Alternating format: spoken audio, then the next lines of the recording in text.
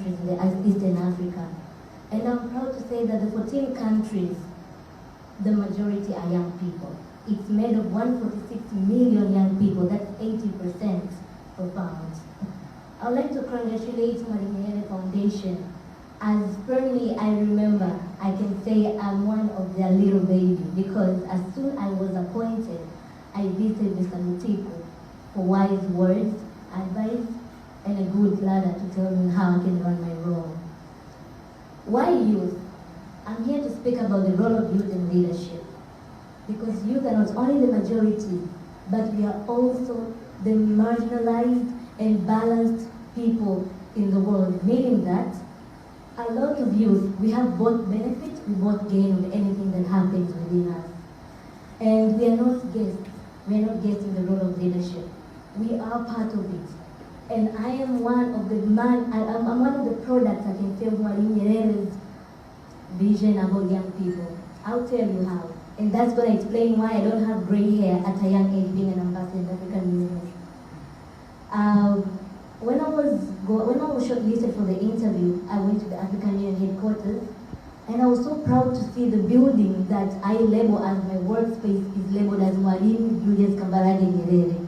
That was a manifesto for him. And here I am, the first Tanzanian in that building to hold this position. But the founder, the label of the building, is the man who was the one who helped us get independence in my country.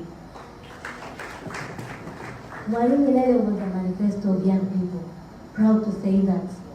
And his role of leadership for young people was broad, but I would like to speak on ethics and patriotism, because many young people in leadership fail because of the ethics. It's one of the key things they miss as young people when they get these titles. They get so lost, they get so drained with their highness, with her honorable, her excellency, and forget the self-awareness and identity that this is about serving people and nothing else. It's not about self-benefit. And I remember I visited Mr. David Kapia, and he told me one statement. A lot of young people, if the Mwalimu was to give them advice right now, would tell them, argue, don't shout. Many young people would shout and not argue. They do not want to listen. And that's why many of us are a bit having an issue on giving the table, on giving chairs on the table of the decision-making process, because we like to argue, and we like to shout a lot, but we do not like to argue. And we have no excuse to do so, because if we look back and we look at the present, Mwalimu may not be here, but we have good people to learn from. Mr. Warioba, Mr. Wasira, Mr. Botik, and all etc. So having all these young, good leaders who know and who are wise for us and not using them is really because of lack of ethics to the young people. And I'll take you back on speaking that I had a chance to visit Mr. Mutiku in his office, and the words he told me are very good words. He said, Diana, leadership is part of your life. You do not necessarily have to have the title to be a leader. So long as you are young, you are energetic, it's your obligation to take part and act accordingly with discipline when you're running anything. And I'll always remember Mr. Mutiku's words.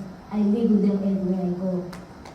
That's the true meaning of Mwalimu leaving people behind who are now continuing his legacy of being true leaders. And not only to forget the spirit of patriotism, Mwalimu was humble and meek. He was not lost by the title of the teacher, as how we all named here. We named him so many words, the teacher, the implementer. For him, that was bare words. For him, it was all about commitment, heart-fully commitment, and humbleness in serving people. He never liked the entitlement. And I even quote again Mr. David Carter. He told me there's one meeting where one of the European ministers came to Tanzania and asked, so where is Mwalimu? And when he saw them, like, wow, okay, he was shocked. He expected someone who would be prideful, who would dress all that, but he was like, no, that physical appearance should not affect who you are. Leadership is not about wearing fancy suits. It's not about titles, but it's about ethics. It's about being a true patriot.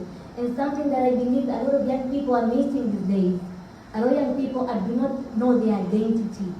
They do not know that being a young person in leadership entails a lot of responsibility with honesty, discipline at high level.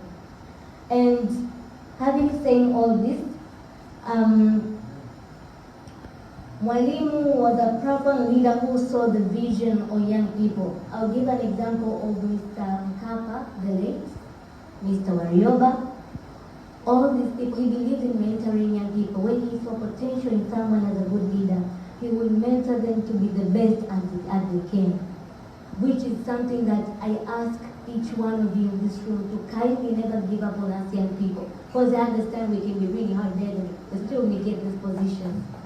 Don't give up on us. Mentor us, coach us, correct us. Tell us that the wrongs we are doing are going to cost the coming generations. Because I believe youth age is a very short phase. It comes and when you wake up in a blink of an eye, it's out. So unless you use it properly with discipline, you will never understand and you'll always give a bad mark. And we do not want that. I want to be the next person that when I speak like Mr. Warioba, people would want to hear from me because I'm wise, because I'm humble, because I listen and I'm disciplined at a high level. And having to say all this, I would like to congratulate Nyerere Foundation for being the profound head of leading young people, that they're about to start an academy that they're going to be teaching young people about leadership without fees. True practice of what Mwalimu did.